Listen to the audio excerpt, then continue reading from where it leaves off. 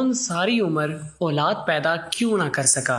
فرعون اپنی بیوی حضرت آسیہ سے پہلی رات صحبت نہ کر سکا۔ ہر رات جب فرعون اپنی بیوی آسیہ کے پاس جاتا تو حضرت جبرائیل علیہ السلام ان دونوں کے درمیان ایک نورانی پردہ حائل کر دیتے، جس وجہ سے فرعون پر نیند کا غلبہ آ جاتا۔ ایک رات فرعون نے جبرائیل علیہ السلام کو بسم اللہ الرحمن الرحیم۔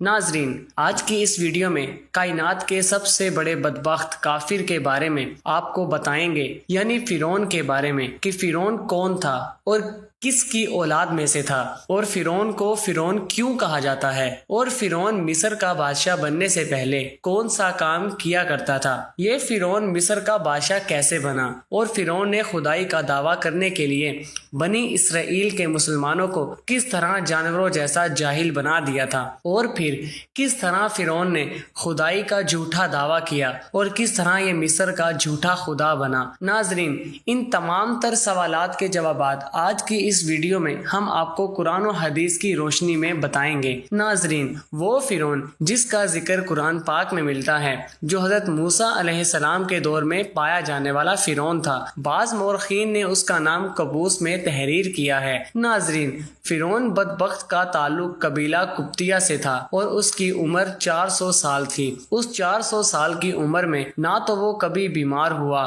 نہ ہی کبھی اس کے سر میں درد ہوا، اور نہ ہی کوئی دشمن اس پر غالب آ سکا۔ اس کا چہرہ تانبے کی طرح چمکتا تھا، اسی وجہ سے یہودی اس کو قبوس کہا کرتے تھے۔ فرعون بادشاہ بننے سے پہلے محنت مزدوری اور تجارت کیا کرتا تھا۔ ایک دن یہ محنت مزدوری سے تنگ آ کر بازار کی طرف نکلا اور وہاں پر اس کی ملاقات حامان سے ہوئی۔ دیکھتے ہی دیکھتے ان دونوں بدبختوں کی ملاقات دوستی میں بدل گئی۔ اگرچہ یہ دونوں ملعون کام کی تلاش میں شوہر کی طرف روانہ ہو گئے، شہر کی طرف روانہ ہو گئے، اور ان دنوں شہر میں خربوزوں کی خرید و فروخت کا کام زیادہ تھا۔ اس طرح یہ دونوں بدبخت ایک خربوزے والے کے پاس گئے اور اس سے کام مانگا۔ چنانچہ اس وقت اس خربوزے والے نے ان دونوں سے کہا، میرے خربوزے لے جاؤ اور بازار میں جا کر فروخت کراؤ۔ جب یہ مال تم دونوں فروخت کر لو گے تو میں تمہیں کھانے کے لیے کچھ دے دوں گا۔ اس وقت خربوزے والے کی یہ بات سن کر فرعون نے حامان سے کہا کہ تم یہیں ٹھہرو اور میں یہ خربوزے لے جاتا ہوں اور بازار میں فروخت کر کے آتا ہوں۔ چنانچہ ایسا ہی کیا گیا۔ فرعون وہ خربوزے لے کر شہر کی طرف چلا گیا اور وہاں جا کر فرعون نے دکانداروں سے خربوزے خریدنے کا کہا، تو اس وقت دکانداروں نے فرعون سے کہا، ہم تو سودا ادھار پر خریدتے ہیں اور فروخت کرنے کے بعد اس کی رقم ادا کرتے ہیں، اور یہاں کا صحیح دستور ہے۔ چنانچہ دکانداروں کی یہ بات سن کر فرعون کچھ دیر کے لیے خاموش ہو گیا اور پھر اسی وعدے پر وہ سامان فروخت کر کے واپس چلا آیا۔ واپس آ کر خربوزے کے مالک سے کہا، مجھے یہ کام اچھا نہیں لگتا۔ اتنا بول کر فرعون وہاں سے چلا گیا۔ اب فرعون کو کسی اچھے کام کی تلاش تھی جس کی وجہ سے فرعون زیادہ سے زیادہ مال و دولت اور روپیہ پیسہ کما سکے۔ اس کے بعد فرعون بادشاہ مصر کے دربار میں چلا گیا اور اس کی خدمت میں جا کر درخواست پیش کر دی کہ میں بہت دور سے آیا ہوں، میں بہت غریب ہوں اور مجھے کسی کام کی تلاش ہے، اور میں کھانے پینے سے بھی عاجز ہوں۔ برائے مہربانی اپنی سلطنت مصر کے اس شہر میں بطور فدوی مجھے کوئی کام دے دیا جائے اور اس غلام کو اس جگہ پر مامور فرما کر سرفراز کیا جائے۔ چنانچہ اس وقت فرعون کی یہ بات سن کر مصر کے بادشاہ نے کہا کہ تو کون سا کام چاہتا ہے؟ چنانچہ بادشاہ کی یہ بات سن کر فرعون نے کہا کہ مجھے مصر کے قبرستان کی دروغی دے دی جائے اور اس کے بدلے میں کچھ رقم فدوی کے طور پر شاہی خزانے میں جمع کروایا کروں گا اور باقی رقم اپنے پاس رکھوں گا، اور میری اجازت کے بغیر مصر کے اس قبرستان میں کوئی بھی مردہ دفن نہ ہوگا۔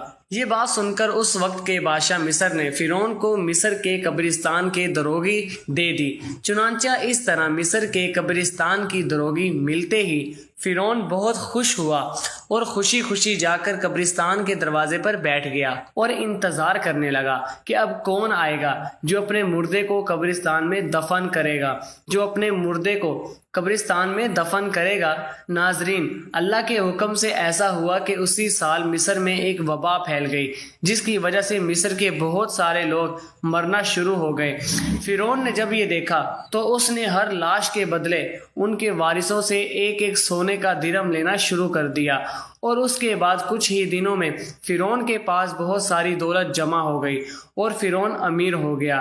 اتنا زیادہ مال و دولت اکٹھا ہو جانے کے بعد فرعون نے سوچا کیوں نہ مصر کے تمام قبرستان کو اپنے انڈر میں کیا جائے، لہذا فرعون نے ایسا ہی کیا۔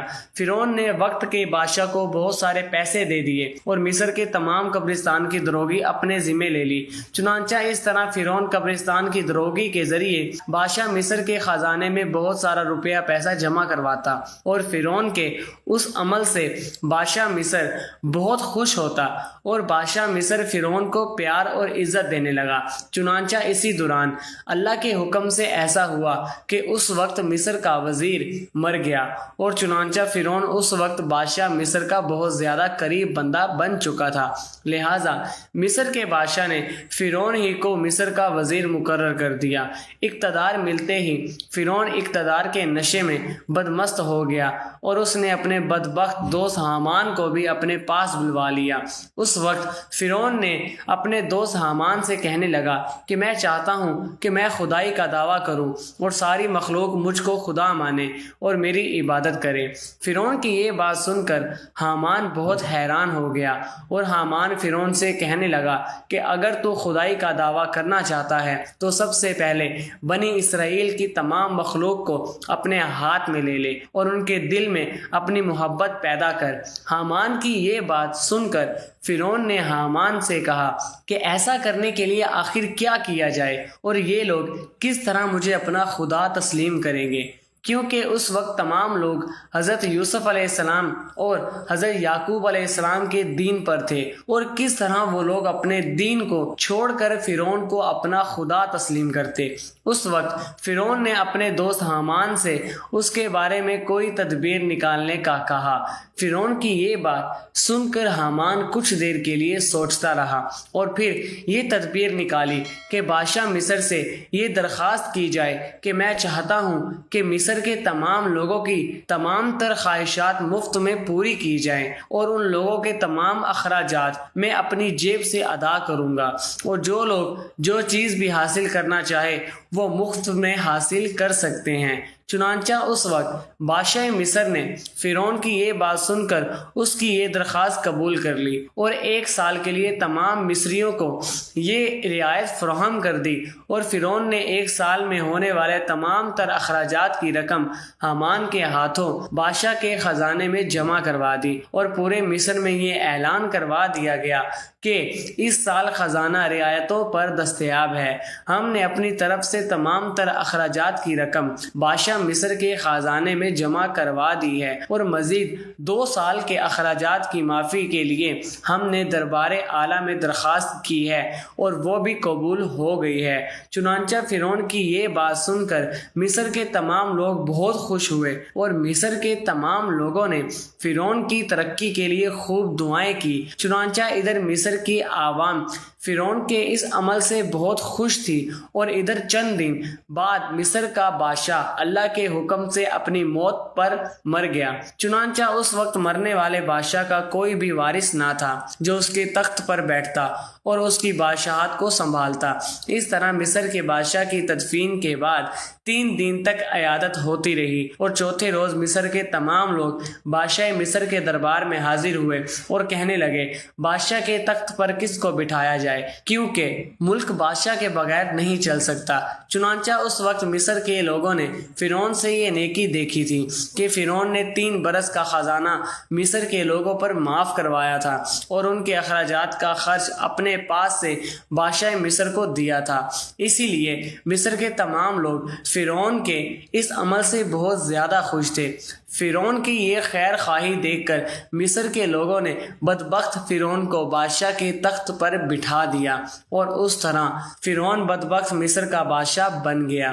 اس وقت لوگوں نے یہ خیال کیا کہ فرعون بہت اچھا انسان ہے اور ہماری رعا کا بہت اچھا خیال رکھے گا۔ اس طرح جب یہ فرعون مصر کے وزیر سے مصر کا بادشاہ بنا تو اس وقت فرعون نے اپنے دوست حامان کو مصر کا وزیر مقرر کر دیا۔ فرعون مصر کا بادشاہ بنتے ہی اپنے دوست حامان سے کہنے لگا کہ اب پورے مصر میں ہماری بادشاہی ہے، ہم جو چاہیں وہ کر سکتے ہیں۔ اس وقت فرعون نے حامان سے کہا کہ اب کوئی ایسی تدبیر نکالو جس کی وجہ سے مصر کے تمام تر لوگ مجھے خدا ماننے لگیں اور میری عبادت کرنے لگیں۔ اس وقت حامان بدبخت نے فرعون کو یہ مشورہ دیا کہ جتنے بھی علماء دین جو تدریس کا کام کر رہے ہیں وہ سب کے سب دین کی تدریس کو ختم کر دیں اور لوگوں کے درمیان اسلام کی تبلیغ کا سلسلہ بالکل ختم کر دیا جائے تاکہ آہستہ آہستہ تمام لوگ اپنے دین سے دور ہو جائیں اور اپنے دین سے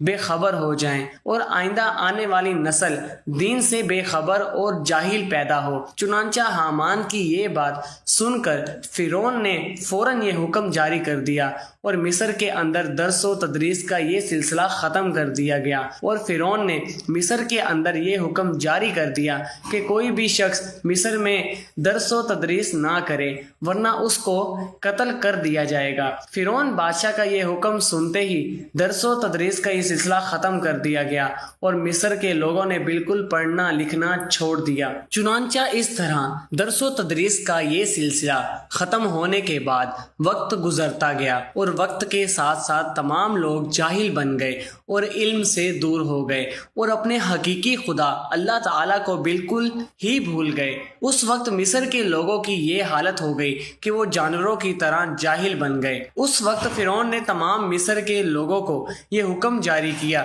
کہ مصر کے تمام لوگ اپنے اپنے گھروں میں بت بنا کر اس کو سجدہ کیا کریں اور اس کی پوجا کیا کریں۔ چنانچہ فرعون کا یہ حکم پاتے ہی ایک قوم جو اس وقت کثیر تعداد میں تھی انہوں نے بتوں کی پوجا کرنا شروع کر دی اور آہستہ آہستہ یہ بت پرستی بڑھتی چلی گئی اور یہ سلسلہ 20 سال تک جاری رہا۔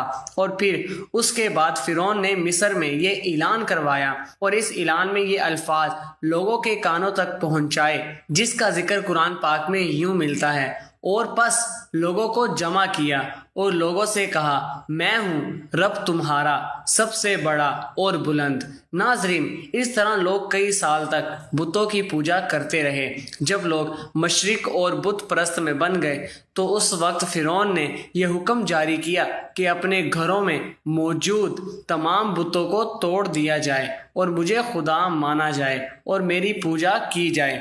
چنانچہ فرعون کا یہ حکم ملتے ہی تمام لوگ نے ایسا ہی کیا، تمام قوم نے بتوں کو توڑ دیا اور فرعون کو پوجنا شروع کر دیا اور فرعون کو خدا ماننے لگے۔ لیکن قبطی قوم کے علاوہ کوئی دوسرا فرعون کو خدا نہیں مانتا تھا۔ قبطی قوم واحد ایسی قوم تھی جو فرعون کو اپنا خدا مانتی تھی اور باقی تمام لوگ اللہ کی وحدانیت پر یقین رکھتے تھے اور اللہ تعالیٰ کو اپنا خدا مانتے تھے۔ اسی وجہ سے فرعون قبطیوں پر بہت مہربان تھا اور بنی اسرائیل کے مسلمانوں پر طرح طرح کے ظلم و ستم کیا کرتا تھا، کیونکہ بنی اسرائیل کی قوم حضرت یوسف علیہ السلام کے دین پر تھی۔ اسی وجہ سے تو فرعون ان پر ظلم کرتا تھا۔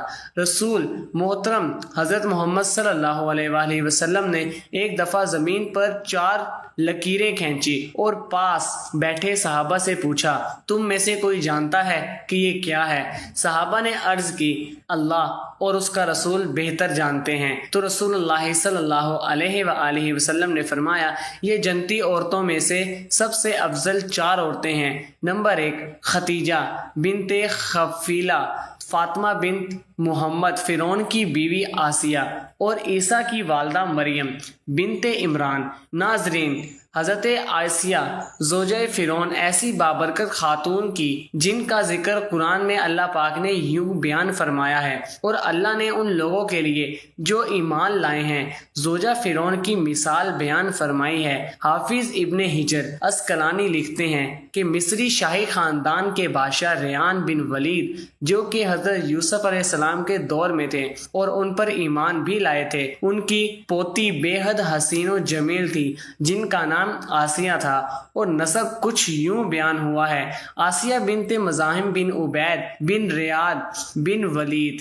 جب ریمسر شاہ مصر بنا تو اس نے تخت سنبھالتے ہی لوگوں کو عیش و عشرت میں ڈال دیا۔ اس نے یہ فرمان جاری کیا کہ آج سے سارے اسرائیلی قبطیوں کے غلام ہوں گے۔ چنانچہ اسرائیلی غلاموں کے لسٹے بنا کر ہر ایک گھر میں ان کو نوکر رکھ دیا گیا۔ فرعون مصری لڑکیوں کا بے حد شوقین تھا۔ اس کے تخت شاہی پر بیٹھتے ہی اسرائیلیوں نے اپنی لڑکیوں کو گھروں سے باہر نکلنے پر پابندی عائد کر دی۔ فرعون نے بھی حضرت آسیہ علیہ السلام کے حسن کے چرچے سن رکھے تھے۔ ایک دن فرعون نے حضرت آسیہ کے سارے خاندان کو دعوت پر مدعو کیا اور وہیں پر ان کے والد سے حضرت آسیہ کا رشتہ مانگا۔ حضرت آسیہ کے والد نے انکار کیا تو اس نے دھمکی دی کہ تم سمیت تمہارے سارے خاندان کو اس محل سے باہر نہیں جانے دیا جائے گا، سب یہیں پر قتل کر دیے جاؤ گے اور تمہاری اولادیں بھی اسرائیلیوں کی طرح غلام بنا لی جائیں گی۔ یعنی بادشاہت کے زور پر حضرت آسیہ اور فرعون مصر کی شادی ہوئی۔ حضرت آسیہ تو شادی سے پہلے ہی فرعون کے ظلم و ستم کی داستانیں سن چکی تھی اور دل میں فرعون کے لیے نفرت بھر چکی تھی، لیکن اس شادی میں اللہ پاک کی رضا شامل تھی، کیونکہ اللہ کے پیغمبر حضرت موسیٰ کو فرعون کے محل میں حضرت آسیہ کے ہی ہاں پرورش پانی تھی۔ حضرت آسیہ چونکہ حضرت یوسف علیہ السلام کی شریعت پر عمل پیرا تھی اور ایک خدا کو ماننے والی تھی۔ شادی کی پہلی رات جب فرعون کمرے میں داخل ہوا تو دیکھا کہ اس کی بیوی آسیہ اللہ کی عبادت میں کھڑی ہے۔ ناظرین گرامی، یہاں یہ بات بتاتے چلیں کہ حضرت آسیہ سے شادی کرنے تک فرعون نے خدائی کا دعویٰ نہیں کیا تھا۔ چونکہ فرعون حضرت آسیہ کی محبت میں گرفتار تھا تو وہ پہلی ہی رات سے حضرت آسیہ کے ناز و نخرے برداشت کرنے لگا۔ اس نے حضرت آسیہ کی عبادت میں مداخلت نہ کی اور انتظار کرتے کرتے سو گیا۔ اس طرح اللہ پاک نے حضرت آسیہ کو فرعون کی صحبت سے محفوظ رکھا اور وہ آپ پر قادر نہ ہوا۔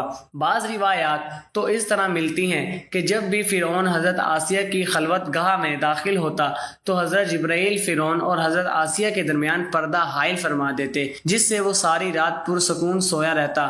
کچھ کتابوں میں لکھا ہے کہ اللہ نے فرعون کو نامرد کر دیا تھا، جس وجہ سے وہ حضرت آسیہ سے صحبت ہی نہ کر سکا۔ ان سب کے باوجود فرعون اپنی بیوی حضرت آسیہ سے بے پناہ محبت کرتا تھا۔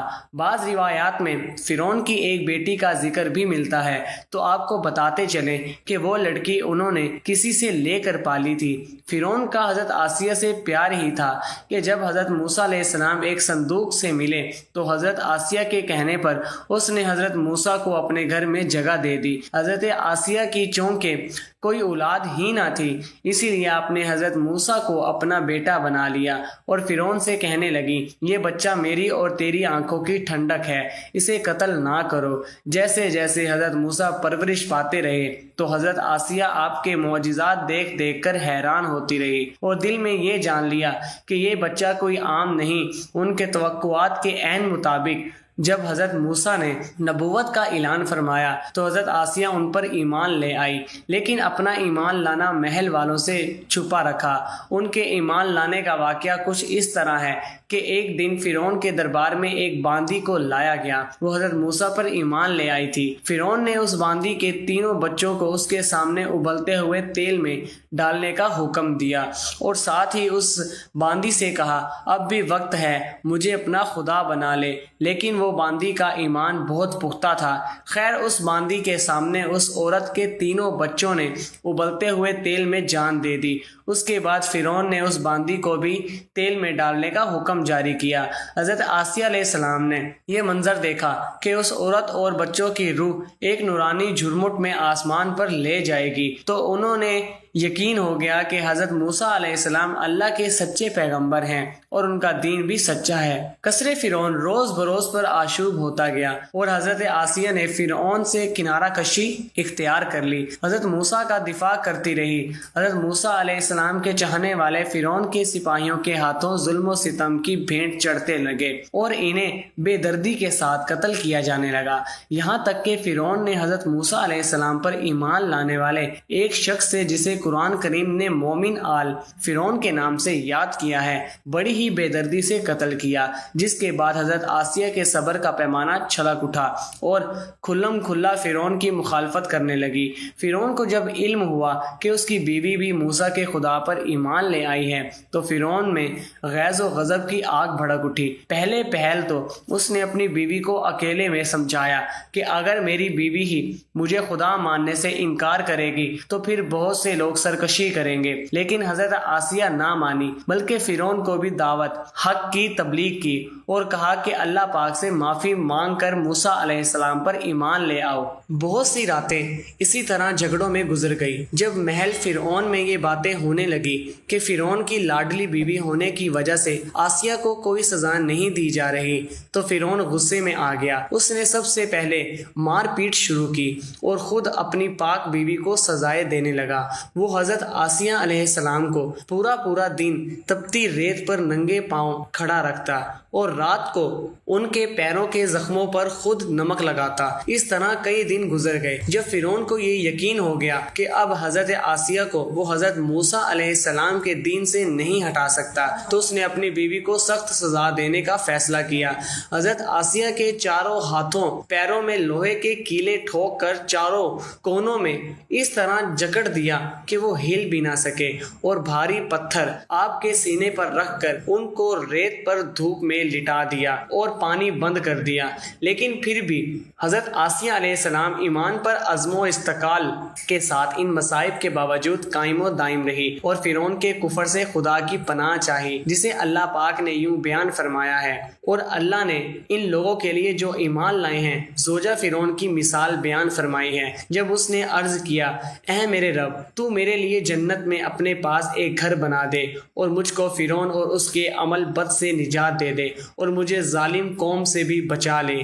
ایک روایت تو یہ بھی ہے کہ فرعون نے حضرت آسیہ کی کھال بھی اتروا دی اور پھر ان پر چٹان کو گرا دیا۔